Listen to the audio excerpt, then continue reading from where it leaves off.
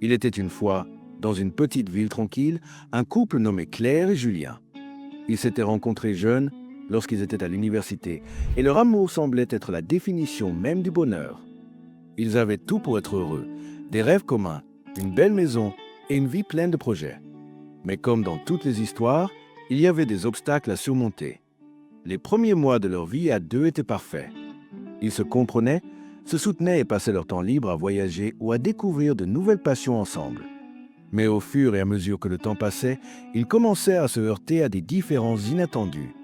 Des petites disputes éclataient pour des raisons futiles. Qui devait s'occuper de la vaisselle? Pourquoi l'un n'avait pas répondu au message de l'autre immédiatement? Ou pourquoi les finances n'étaient pas gérées comme il avait envisagé?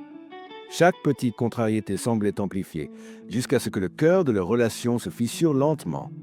Un soir, après une dispute particulièrement violente, Claire prit une décision.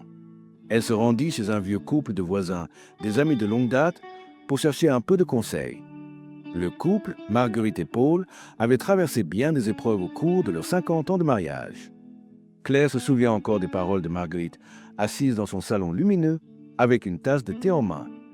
Marguerite lui dit: « Claire, il est facile de tomber amoureux, mais il est encore plus difficile de rester amoureux chaque jour.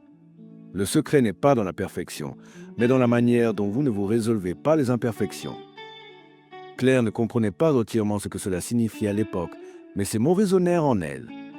Elle rentra chez elle, profondément émue, et commença à réfléchir à la manière dont elle et Julien abordaient leur relation. Les jours suivants, Claire changea de stratégie. Plutôt que de se concentrer sur ce qui n'allait pas, elle commença à apprécier les petites choses que Julien faisait. Le café qu'il préparait chaque matin, les petites attentions qu'il lui offrait sans raison et les moments de calme partagés dans leur salon. Elle se rendit compte qu'ils s'étaient éloignés à force de ne voir que leurs différences et leurs conflits, oubliant les raisons qui les avaient réunis au départ. De son côté, Julien vivait également dans une tourmente intérieure. Il réalisait qu'il avait souvent tendance à accuser Claire de ne pas répondre à ses attentes sans jamais se remettre en question. Il décida de suivre l'exemple de Claire et de prendre du recul. Il prit le temps d'écouter ses préoccupations sans juger, d'exprimer ses besoins de manière plus calme et de partager davantage ses sentiments. Les semaines passèrent et petit à petit, leur relation retrouva sa douceur d'antan. Mais ce n'était plus la même. Ils avaient mûri, appris à accepter l'autre avec ses défauts, ses erreurs, ses faiblesses. Ils comprenaient maintenant que l'amour n'était pas un feu d'artifice qui éclate au début, mais une flamme qu'il fallait nourrir au quotidien.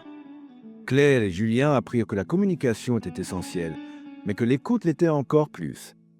Qu'un couple n'était pas constitué de deux personnes parfaites, mais de deux individus imparfaits qui choisissent chaque jour de se soutenir, de grandir ensemble et de se pardonner.